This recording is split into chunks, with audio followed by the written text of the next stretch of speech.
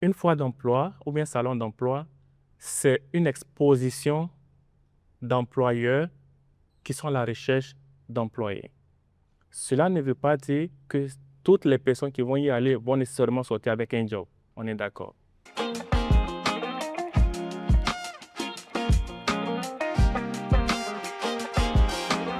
Beauté, Maïga, bonjour, hello, bienvenue sur Qu'est-ce qu'on mange à midi, un podcast où on discute de l'importance de nos choix dans la construction de nos vies parce que les décisions qu'on prend aujourd'hui ont un impact sur ce qu'on va manger demain à midi, bref, sur notre vie.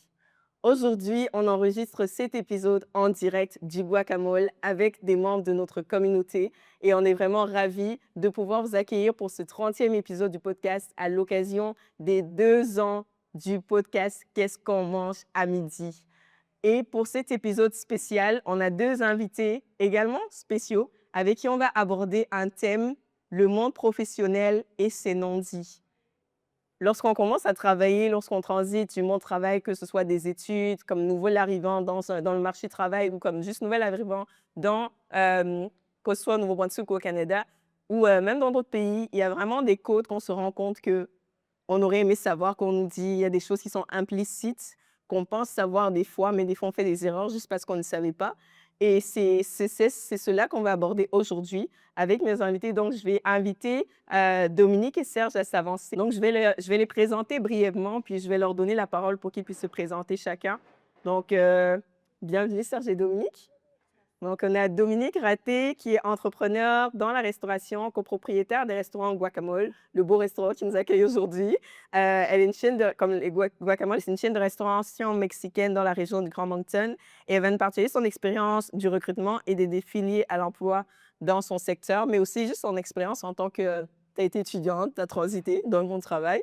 Et puis, on a Serge Zabli, responsable de l'intégration des étudiants internationaux pour la ville de Moncton, qui accompagne celles et ceux qui arrivent sur le marché du travail canadien. Il va nous partager son expérience en tant qu'étudiant international et sa transition dans le monde professionnel. Bienvenue à tous les deux. Donc, je vais d'abord donner la parole à Dominique pour que tu puisses te présenter brièvement, puis ensuite à Serge. C'est bien, merci Esther. Bonsoir à tous. C'est un plaisir de vous accueillir au restaurant ce soir. Donc, c'est ça, mon nom c'est Dominique Raté. Je suis originaire de Moncton, Nouveau-Brunswick. J'ai fait mes études en administration des affaires à l'Université de Moncton. Je pense qu'il y en a plusieurs d'entre vous qui sont passés là aussi. Puis je suis présentement en train de faire un MBA à l'Université d'Ottawa en parallèle. Donc, j'étais là-bas l'année dernière, puis là, je suis de retour ici. Je fais ça en ligne cette année. Puis, dans le fond, c'est ça, je suis copropriétaire des restaurants Guacamole. Puis le guacamole, ça vient d'où?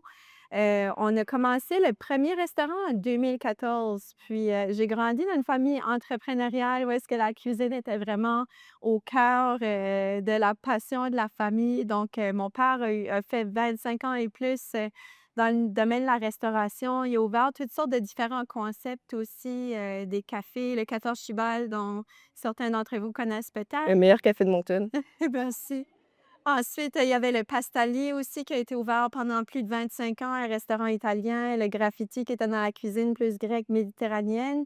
Donc, il a touché à différents types de cuisine. Puis pour nous, depuis que j'ai 4-5 ans, là, ça a été de découvrir le monde à travers les saveurs. Puis cette passion-là, justement, des goûts, du saveur du monde, de voyager, ça a été vraiment ce qui a nourri notre passion, littéralement.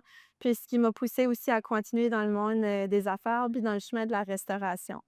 Donc pour revenir à notre bébé, le guacamole qui s'est créé en 2014, ben, on a aussi vu un besoin justement sur le marché de Moncton. Donc depuis les dernières années, il y a beaucoup de diversité en termes de différentes cuisines, différents restaurants, mais à l'époque, c'était pas tout à fait le cas. On restait à McDo, vraiment dans les franchises, les McDo de ce monde, les Subway de ce monde. Donc, ça faisait du bien d'avoir quelque chose de différent. Puis on a tout le temps été un petit peu en dehors, là, justement, de la zone de confort. Puis on a été, justement, avec le guacamole dans la cuisine mexicaine. À l'époque, il y avait vraiment pas grand-chose. On avait le Taco Bell qui est plus même là, je pense, aujourd'hui.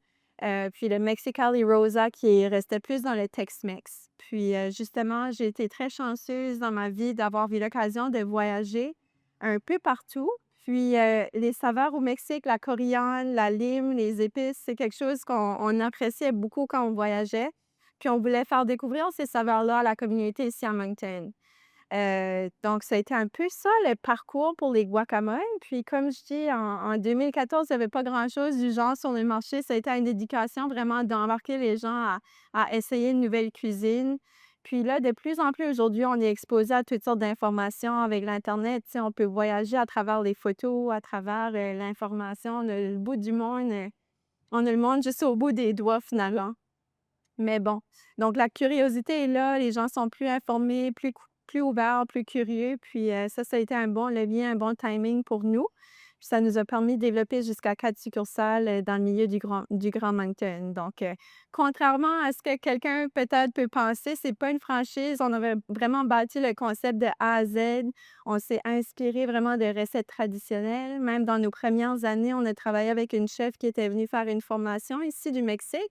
Puis elle nous a aidé vraiment à peaufiner nos recettes pour être un peu plus alignées là, avec les recettes authentiques. Maintenant, c'est sûr qu'au Canada, on n'a pas beaucoup d'avocats puis de tomates qui poussent ici encore. C'est plus compliqué l'hiver, donc c'est sûr que d'avoir la saveur exacte, c'est moins possible. Mais bon, on fait nos efforts comme on peut pour s'aligner le plus possible.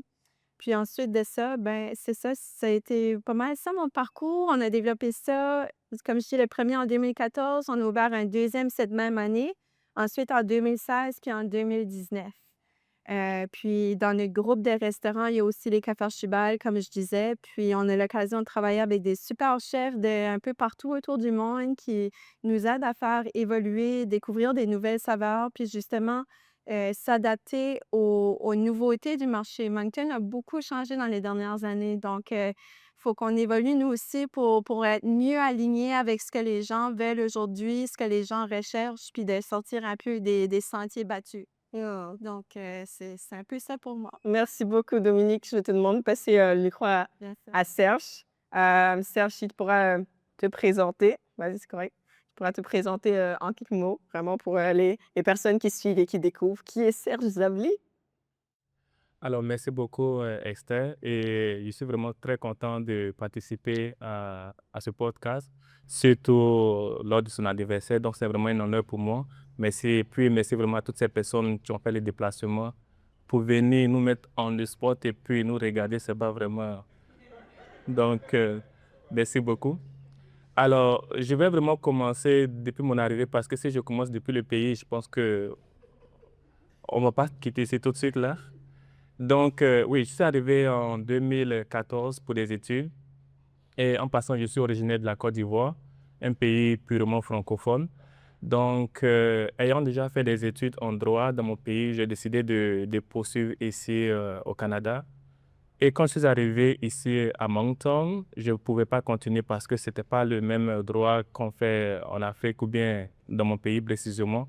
Du coup, j'ai dû changer carrément de carrière où j'ai repris à zéro une autre formation. Ça n'a pas été une décision facile, mais je suis arrivé au fait.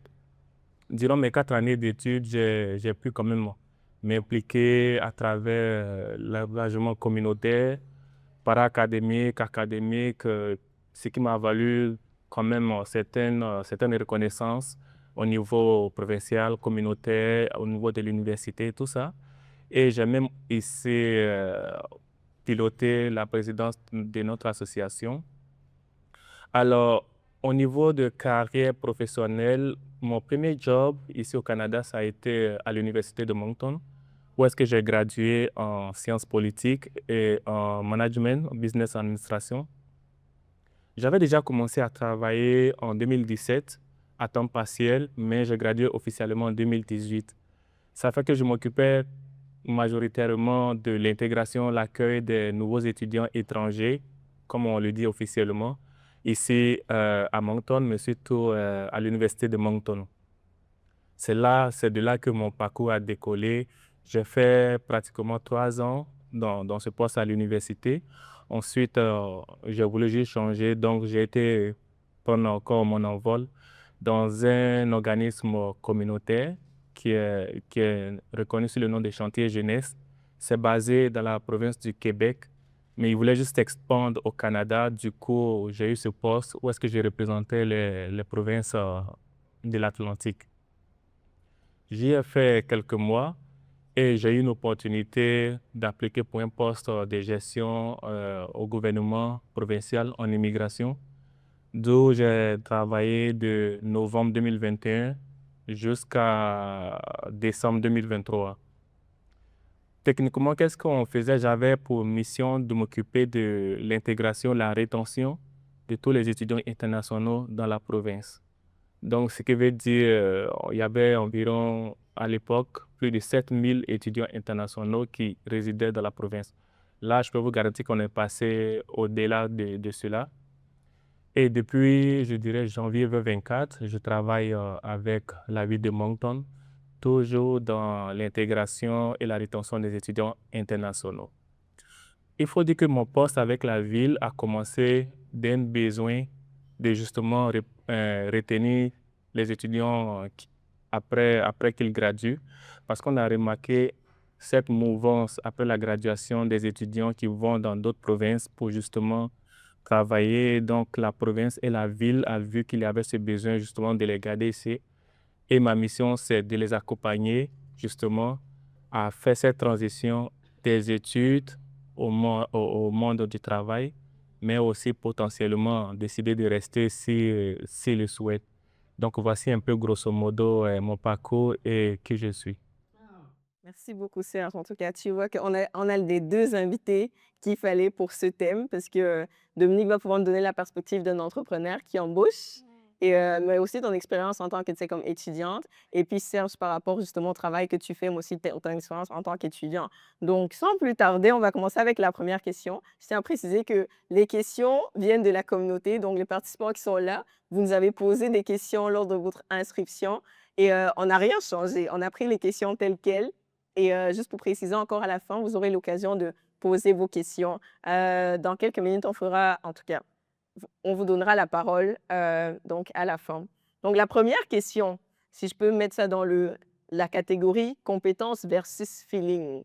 Donc tu as parlé justement il y avait une grosse mouvance qui était observée, les étudiants qui graduaient et qui quittaient la province pour aller dans d'autres endroits vers de verts pâturages peut-être. Donc, la question, c'est est-ce que les entretiens d'embauche sont vraiment basés sur les compétences ou c'est avant tout une question de feeling avec le recruteur? Puis je vais d'abord poser la question à Dominique, puis après Serge, si tu veux renchérir. Donc, est-ce que les entretiens d'embauche sont vraiment basés sur les compétences ou c'est une question de feeling avec le recruteur? Je dirais au niveau de l'entretien, ça tombe plutôt, dans la question de feeling. Pour le premier screening, quand on passe à l'étape de revoir les CV, là, on regarde un peu plus aux compétences, l'expérience de travail, la durée de travail, combien de temps que les gens ont resté dans leur poste. Mais quand ça vient à l'entretien, c'est vraiment de voir est-ce que cette personne-là a la personnalité ou les valeurs ou le charisme pour remplir, si on veut, le poste que je recherche. Puis à travers notre entreprise, oui, on est dans la restauration, mais pour gérer tous ces restaurants-là, on a aussi une équipe administrative, donc une directrice des opérations, comptable. Donc, ça varie un peu selon le poste. C'est sûr qu'il y a certains postes où est-ce que les compétences dominent. Si je pense à comptable, c'est un peu plus pointu. Là, ça prend vraiment ce background-là, plus technique. Mais quand on regarde au niveau des restaurants, c'est vraiment le contact humain, c'est comment on reçoit le client, c'est le côté hospitalité versus, juste dire bonjour puis mettre la bonne portion de poulet là, dans ton caco. Donc, c'est vraiment est-ce que c'est une personne qui va bien, tu sais, travailler est-ce qu'on a l'esprit d'équipe? Est-ce que c'est une personne qui a de l'initiative pour, tu sais, être un pas de l'avant sur les choses qu'il y a à faire, puis d'avoir, c'est ça, des bonnes dynamiques avec les autres employés? Mais aussi avec le client qui vient au restaurant. Mmh. Est-ce que Serge, tu as quelque chose à rajouter par rapport à la question? Ben, je dirais, ça dépend vraiment du poste pour lequel on applique. Et puis, je pense que Dominique en a brossé un peu. Si je prends un poste en informatique, on est d'accord que tu n'as pas de feeling, on te demande de traiter. On est d'accord là, right? OK, résout-nous le problème, là, on est là, le système est hacké, là, OK, trouve-nous la solution, c'est tout ce qu'on veut là. Mais oui, si on parle d'un poste, justement, comme elle a mentionné dans la restauration, un poste de service à la clientèle, en ce moment, oui, le feeling passerait vraiment au-dessus de la compétence. Mais moi, je dirais, et puis je pense que Dominique l'a vraiment bien introduit, on fait vraiment le pre-screening. Et puis là, on cherche vraiment qu'est-ce que on recherche dans dans la description des tâches, OK? Et dans l'entretien, vient maintenant, c'est là qu'on voit le comportement, c'est là qu'on essaie de connaître la personne visuellement, parce que dans le CV, on ne sait même pas à qui on a fait. On voit juste des lettres, des mots qui sont sur un papier, OK? Mais ce que j'ajouterais, c'est que pour une personne, pour un agent de ressources humaines, bien pour une entreprise, on ne cherche pas nécessairement une personne qui a tout. Parce qu'une personne qui a tout, ça n'existe pas. Parce que pour n'importe quel poste pour lequel vous allez appliquer, vous êtes nouveau dans ce poste. Ça veut dire que vous allez avoir autant d'expérience, mais le poste pour lequel vous allez commencer bientôt, vous serez nouveau dedans. Donc, vous allez avoir une période d'adaptation. Et l'employeur sait qu'il a une période d'adaptation à vous apprendre. Généralement, c'est ce qu'on appelle la période de probation. Pour certains, c'est 3 mois, pour d'autres, c'est 6 mois et ça dépend, OK? So, on s'attend à ce que cette période de probation, tu sois inutile dans le fond. Parce qu'on va te traîner, n'est-ce pas? Et c'est après ça qu'on voit est-ce que tu es capable de rester dans le poste pour lequel tu as appliqué, oui ou non. Et là, tu passes au temps plein ou dépendamment si on veut prolonger ta probation. Mais ce que j'aimerais ajouter ici, c'est vraiment le feeling de l'équipe. Parce que pour une personne, généralement, on cherche, une équipe a déjà une philosophie et une ambiance. Donc, on cherche une personne qui va venir matcher avec l'ambiance qui existe déjà avec l'équipe. Vous pouvez être super compétent, mais si vous n'avez pas une bonne ambiance, si vous n'avez pas une bonne aura, comparativement à une personne qui a juste la moyenne, on peut prendre cette personne parce qu'on sent qu'elle peut bien s'adapter avec l'équipe. Parce qu'une personne qui vient d'arriver avec une mauvaise honte, ça peut affecter le travail de tout le monde. Donc, généralement, c'est ce qu'on recherche lorsqu'on fait les entrevues d'embauche. C'est ce que je pouvais vraiment ajouter. J'ai croisé le regard de Élise quand tu parlais, parce que je me souviens qu'on avait fait l'enregistrement avec elle. Elle avait mentionné justement le fait des fois, on dit que oui, la période de probation, c'est la période où, entre parenthèses, c'est censé être inutile. Mais des fois, les gens, on se rend compte que des fois, sur le marché du travail, certains emplois, en tout cas, je ne vais pas généraliser, mais on s'attend à ce que même pendant cette période de training-là, que tu sois active, que tu prennes des initiatives. Et des fois, tu as des étudiants qui sont perdus, ils sont en mode comme, euh, je, je suis censée comme, on est censé me trainer pour que j'apprenne, mais là, c'est comme si je suis laissée à moi-même. Et du coup, tu te trouves en train de faire les erreurs, tu as peur de faire des erreurs et tu as peur d'être jugé à cause de tes erreurs, tu vois, parce que tu es encore t'es au début. Donc, surtout les premières années, justement, comme toi qui accompagnes les étudiants dans leur transition des études au monde du travail, est-ce que pour quelqu'un qui commence, qui débute, tu vois, comme je viens de graduer, c'est mon premier emploi, est-ce qu'on doit s'attendre à ce que, comme je sois capable de tout faire, tu vois? Est-ce que j'ai vraiment le droit de faire l'erreur en question? Et comme je vais te demander ça, comme toi, la perspective des étudiants internationaux, puis peut-être toi, Dominique, en tant qu'employeur, entrepreneur, est-ce que tu donnes une marge d'erreur à tes employés? Pas que c'est comme, c'est pas faire exprès, mais comme pour quelqu'un qui débute, est-ce qu'il a cette marge d'erreur-là qui est un peu une marge de grâce, si on peut dire ça comme ça? Ben, je dirais, si je dis non, ce serait mentir à cette audience qui est ici. Mais moi-même qui suis un professionnel, ça fait des années, quand tu commences un nouveau job, oui, tu sais que tu vas apprendre. Et même quand tu vas en entrevue, j'ai fait des entrevues à des personnes pour entrer dans mon équipe avec la province. Mais quand tu te fais interviewer, ben, tu ressens la même pression. Est-ce que vous comprenez? En tant que professionnel, quand tu passes en entrevue, ben, tu stresses, tu transpires à grosses gouttes. Mais quand tu es de l'autre côté de la barre, là, c'est kill. Tu prends juste des notes et puis là, tu vois la personne souffrir. Donc, oui, on a droit à l'erreur. Et c'est pour ça qu'on te donne cette période de probation. On se trouve dans des situations où il y a des entreprises, souvent c'est des PME, ou peut-être même des MPE, les moyennes entreprises, ou peut-être petites entreprises, qui n'ont pas la capacité en ressources humaines nécessaire pour pouvoir accompagner les nouveaux ou bien les nouvelles personnes. Donc, pour cette personne, elle se fait juste embaucher et après ça, on la met sur le plancher. Mais si cette personne n'est pas accompagnée, évidemment, elle va se faire soit taper sur le doigt ou bien faire autant d'erreurs. Mais s'il y a un accompagnement, c'est en ce sens que cette personne apprendra et comprendra comment est-ce que ça fonctionne dans l'entreprise, c'est quoi la valeur, c'est quoi la philosophie. Donc, je pense qu'on ne doit pas avoir peur de faire des erreurs dans la période de probation parce que l'employeur est censé savoir que durant cette période, tu ne fais que apprendre. Certains vont être souvent exigeants d'attendre beaucoup plus d'un nouvel employé dès sa période d'entrée. Et je trouve que c'est tout simplement mettre la pression sur cette personne et ça va jouer sur sa productivité. C'est ce que je veux dire. OK. Dominique? Oui, tout à fait. Donc, on est humain. Et l'erreur, on en fait tous, comme il a dit, c'est autant au niveau des employés que comme nous, comme propriétaires. On apprend, on grandit, on fait des erreurs à tous les jours.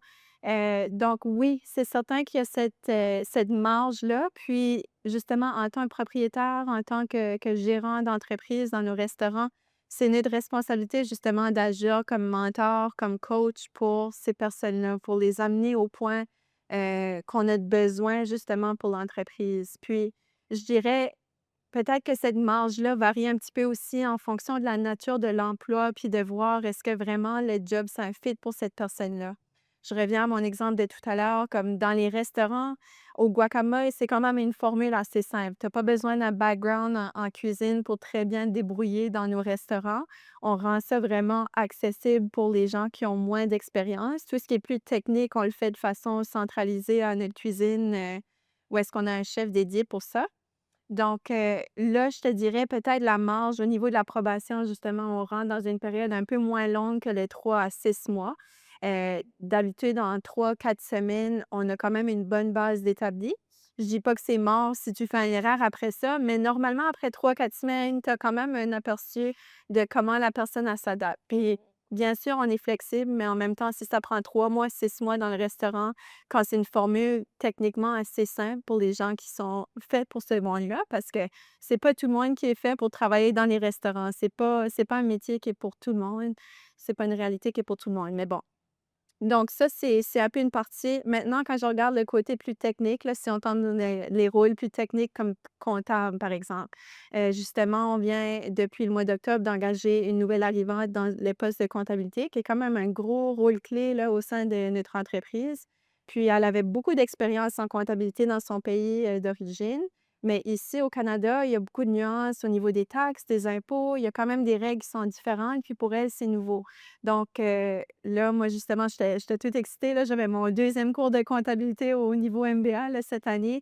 Puis j'étais en plein dans qu'est-ce qu'on était en train de faire puis de travailler. Donc, vraiment, on s'est assis ensemble, on révise les états financiers ensemble, on discute. Puis oui, il y avait des erreurs, puis on en a discuté. Puis c'est à nous, justement, de lui donner les conseils puis le coaching nécessaire pour arriver à point. Mais il y a cette marge de manœuvre-là. Dans des rôles plus techniques, je dirais, tu sais, avant 6 mois, 1 an, je vais te donner en masse de chance de ce côté-là. Donc, ça varie un peu en fonction de la nature du poste, puis des responsabilités ou des exigences reliées. Ouais. Puis la deuxième partie de la question, je vais vous demander de répondre brièvement là-dessus, c'est on voit qu'il y a beaucoup d'entreprises qui organisent des foires d'emploi. Serge, tu es à la ville, vous organisez beaucoup de foires d'emploi. Mais pourquoi est-ce qu'après, il n'y a pas de suivi aux candidatures des participants après les foires? Qu'est-ce qui se passe? Qu'est-ce qui n'a pas marché?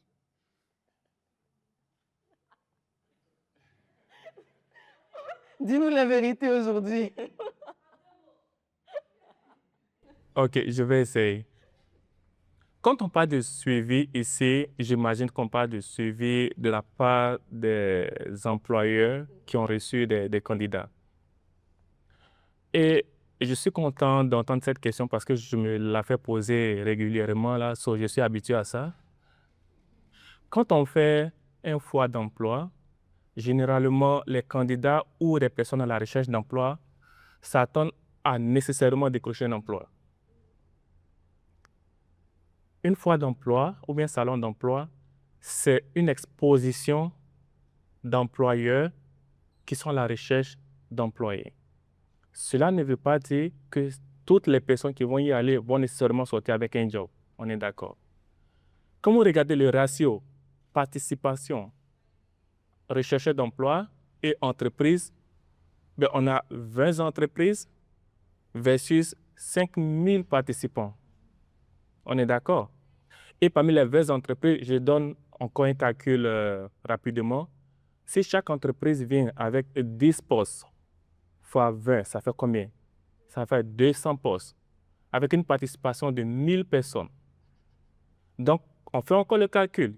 Ce qui veut dire qu'il y a 800 personnes qui vont retourner chez eux découragés, déçus. Et il y a 200 personnes qui vont retourner tout contents. Si vous comprenez. Donc, c'est une question de vous allez à la chasse. C'est à vous de pouvoir, je vais dire, convaincre ou bien vous vendre. Et parfois, on a des salons d'emploi où il y a une entreprise qui a juste un seul poste. Juste un seul poste. Est-ce qu'on va dire non parce que tu as juste un seul poste? Non, tu ne viens pas. Non. Parmi ce poste, ben, ça peut être la chance à une seule personne et puis that's it. Lui, il atteint son objectif, on est d'accord. Et on a aussi des entreprises qui ont des postes à devenir, c'est-à-dire des postes qui vont s'ouvrir bientôt, mais qui sont là aujourd'hui, n'ont pas d'ouverture tout de suite. Est-ce que vous comprenez? Donc, c'est cette mentalité-là qu'il faut essayer de comprendre comment est-ce que ça fonctionne un salon d'emploi ou bien une foire d'emploi. Et généralement, comme j'ai dit, dernièrement, on a fait le dernier salon avec la ville, on avait plus de 2500 participants. 2500 pour 24 employeurs. Mais imaginez-vous un instant là qu'il y a 2000 qui sont retenus à la maison sans emploi. Ben, certainement que ces personnes font partie de cette catégorie-là. Donc, voici un peu ce que j'ai à dire. La recherche d'emploi n'est pas seulement un job à temps partiel. Et je me suis fait dire hier par, je vais citer la personne, Daniel Grant, c'est un conseiller en recherche d'emploi à l'Université de Moncton. Il dit pour avoir un job, il faut appliquer dans 50 entreprises. Wow. C'est-à-dire 50 fois pour espérer avoir un job. So, si vous appliquez 49 fois, vous n'allez pas avoir un job. Donc, voici un peu ce que je peux dire pour ne pas être trop long à ce niveau. OK. Merci beaucoup.